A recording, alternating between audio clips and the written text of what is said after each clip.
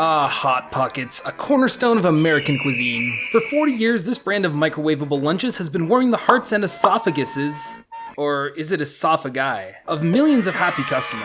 So imagine my surprise when I scrolled through my Twitter timeline one March morning to discover that HotPockets was running a promotion with MTG Arena of all things. Upon purchasing a specially marked box of the frozen meat pastries and submitting proof of purchase, players would be treated to a special code to redeem an MTG Arena. This code would unlock some new Capenna-themed full art forests, and most importantly, a complete 60-card alchemy legal deck centered around Vivien Reed. Like most Magic precons, this deck is far from optimized, with not a single full playset of any card in the list. It does include some pretty decent notable cards, like 2 copies of Vivian on the Hunt, as well as a copy of Augur of Autumn, a Howlpack Piper, a Tovolar's Huntmaster, and a Titan of Industry. You clicked on this video, so I'm sure you can guess where this is going. Can this random mono green pile compete against the alchemy meta? Let's see if my Philly cheesesteak HotPockets can cheese out some wins in best of 1 ranked alchemy. We start game 1 on the play with a really bad opening hand. Yeah, the pump spells are nice, but we can't afford to wait until turn 4 to start playing the game. Opener number 2 is far more playable, so we bottom the 4 mana value Mana Dork and keep the rest. Yep, that's the type of deck we're playing today. We start off with a Forest into Fang of Shigeki, which will hopefully either eat a kill spell or keep our defenses nice and strong for a few turns. Our opponent drops a Mountain into a Monastery Swiftspear, then they read our card and pass the turn. My little death-touching snake is already pulling its weight. We play another land and pass the turn with nothing else to do. Our opponent plays another mountain into a Kessig Fire Breather, which signals that this is some kind of alchemy burn list. They get in with the Swiftspear, so we take 1 point of damage, saving the Fang for a much bigger threat later on. We play another Forest, then drop Deathbloom Gardener, which is a death-touching creature that doubles as a Mana Dork. We pass the turn to keep up our defenses, and our opponent plays a Phoenix Chick into Ren's Resolve, which triggers the Flame Breather's ability and the Swiftspear's prowess. Off the Resolve, they exile a Lightning Strike and an Invasion of Regatha. They decide to get in with the Swiftspear and the Chicken Nugget, so we throw our snake in front of the Swiftspear and take the 1 damage. On our turn, we draw a Giant Growth, an iconic magic spell which will surely keep one of our Mana Dorks out of burn rage. We need this thing to live if we want to cast our Vivian on time, so it'll be incredibly important for us. We drop a land and then pass, and our opponent plays a land and Ren's Resolves again to deal 1 with a Flame Breather. They exile Mountain and Swiftspear, meaning that our Gardener should make it to the end of the turn if they only have 2 mana to work with. They throw the Lightning Strike in hand at our face for some reason, which triggers the Flame Breather again. Odd choice not to cast the one in exile, but considering the deck we're playing, we'll certainly take it. They attack with Phoenix Chick, dropping our life total to 11. Our turn comes around where we get to play another land and then cast Vivian on the Hunt. We +2 her, sacking the Gardener to play a Dawnheart Rejuvenator, which gains 3 life upon ETB. Take that, mono red burn. Our opponent plays a Mountain into a Monastery Swiftspear, then hits us for 1 damage with the Chick. I make a massive blunder on our turn by accidentally activating Vivian's +2, then submitting 0 because I forgot to float Rejuvenator's mana first. Whoopsie. This leaves us completely open for a turn where our opponent gets out a Feldon Ronom Excavator and attacks us for 3 damage. This time I actually play it right by tapping the Rejuvenator for mana, then sacking it to Vivian's +2 to fetch up a Workshop Warchief, which will gain us even more life. We also play out another Fang of Shigeki, then pass the turn, and our opponent just plays out another Flame Breather and hits us for 3. We get in with our Workshop Warchief, and they block with the Swiftspear, so we trick them with the double Giant Growth play, taking out the Monk and trampling over them for 9 damage. Post-combat, the Warchief gets sacked to Vivien, creating a 4/4 Rhino token. We tutor up Tovolar's Huntmaster, which creates 2 more 2/2 Wolves upon ETB. Our opponent plays Invasion of Regatha to take out our Fang of Shigeki and to get 2 Flame Breather triggers, then attack with a Chick and a Feldon. We chump Feldon with a Wolf, and they hit a land and a Swiftspear off of the Feldon death trigger. This is great news for us because our life total is precariously low at only 3 points. On our turn, we full swing at our opponent, who is forced to block since they'd be dead on board otherwise. They block the Huntmaster with Swiftspear and take the other 6 damage. Then post-combat, we play an Elfhame Wurm. We also sack Huntmaster to Vivien in order to drop a Titan of Industry on them, which will gain us 5 life and create a 4/4 Rhino. Our opponent plays another Phoenix Chick and... oh no, they don't realize the Titan has sneaky reach. After eliminating one of the birds, we full swing and overrun the burn deck to take the W.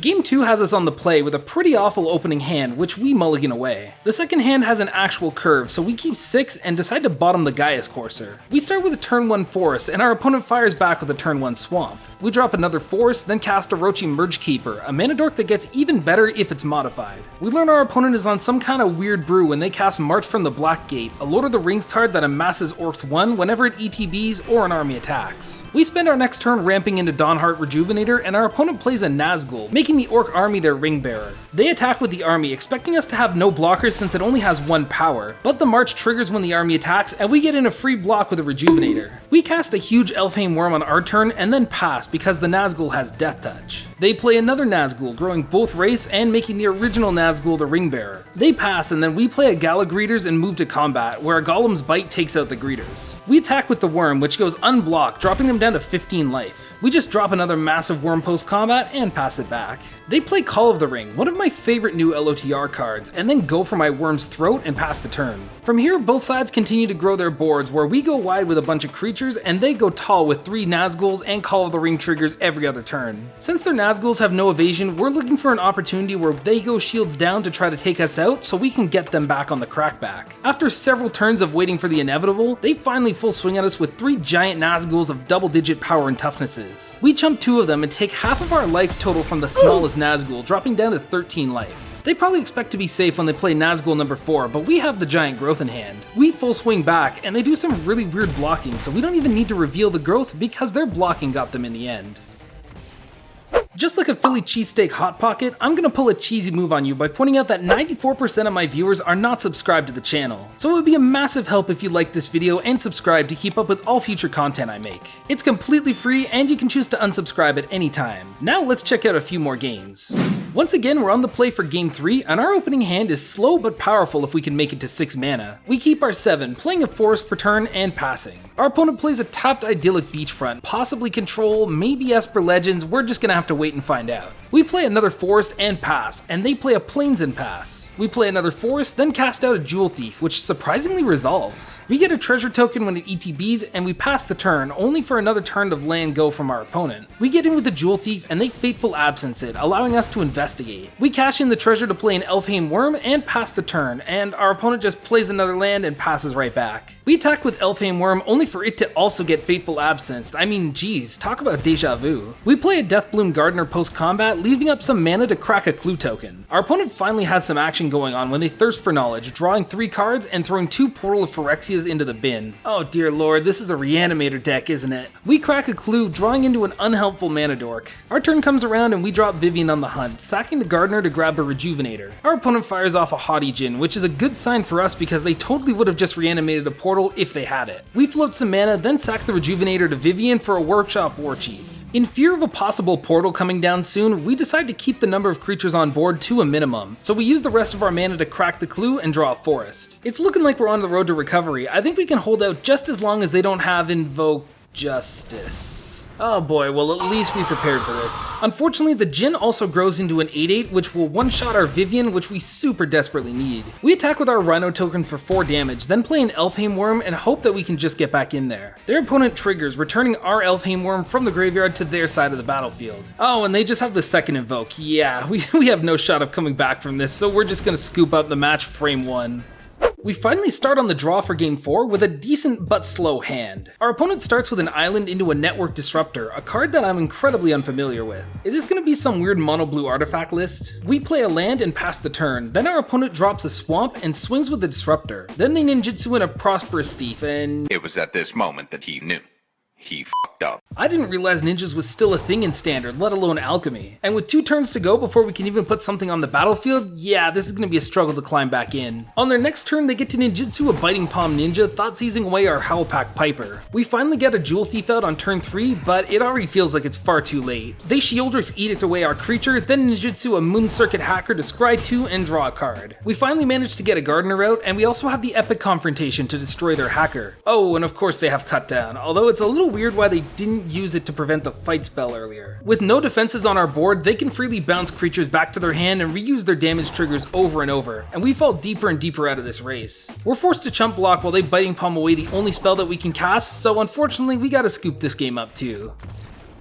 On the draw for game 5, we have a decent hand with a nice curve that we decide to keep. Our opponent plays a swamp into a Battlefly Swarm, a forgotten insect from Dominaria United. I have no idea what this could possibly be. We play a forest and pass the turn, and then they follow up with a Norn's Inquisitor, giving us a big Phyrexian tribal red flag. We get out the Orochi Merge Keeper, and then they play another Inquisitor and hit us with the Swarm for 1 damage. We get out a Jewel Thief to keep the ramp train going, then pass the turn back. They transform both of their incubator tokens, growing even bigger thanks to the 2 Inquisitors, and hit us for half of our remaining life total. On our turn, we ramp out a Tovolar's Huntmaster, which will help us chump the huge Phyrexians for a couple turns. We get in with the Vigilant Jewel Thief for 3 damage and pass the turn back. Then they get out a Sheoldred's Head Cleaver and attack us for lethal. The Huntmaster takes out one of their tokens and the Wolf chumps the other one before they pass it back to us. We play an Augur of Autumn, hoping that our top deck might have some answers, but we're only gonna find a land. At least we can get in for 6 damage with the Huntmaster before it's their turn again. They run out an Ichor Drinker, giving the Swarm Death Touch for some reason, and then hit us for 1 damage. We run into even more lands on our top deck, so we play out a Gaia's Courser and a Deathbloom Gardener, then pass the turn.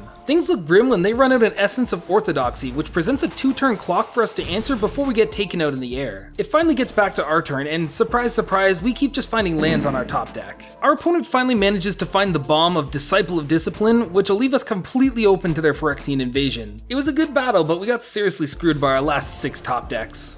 Game 6, our final game of the day, had us on the play with a Mana Dork and some removal. That was an easy enough keep to make, so we got out of Forest while our opponent played a Plains into Esquire of the King. I've never seen this draft chaff before in my life, but this must be some kind of go-wide deck based on that activated ability. We run out a Merge Keeper on our turn, and then they play a main phase Resolute Reinforcements, which creates a 1/1 soldier token. Oh, I see. So this is either mono white or white blue soldier tribal. On our turn, we still have a little gap in our way to get to our Vivien, so we play Epic Confrontation to destroy the Esquire and pass the turn. Our opponent finally shows that they do run blue, and then casts a Fencing Ace. They get in with the token, which drops us down to 19 life. Double Strike in a deck that pumps its creatures is really scary, so I have another Epic Confrontation to destroy the Ace with. Our opponent plays out a Lord and Yoshin Tactician and then attacks us for 4 damage. We finally get to our 6 mana, so we get out Vivien on the hunt and then pitch the Merge Keeper to grab a Gardener. They play Big Bad Harbin and they attack Vivien for 4, which we gladly accept. On our turn, we tap the Gardener for mana to play Fang of Shigeki, then +2 the Vivien to trade the Gardener for a Rejuvenator.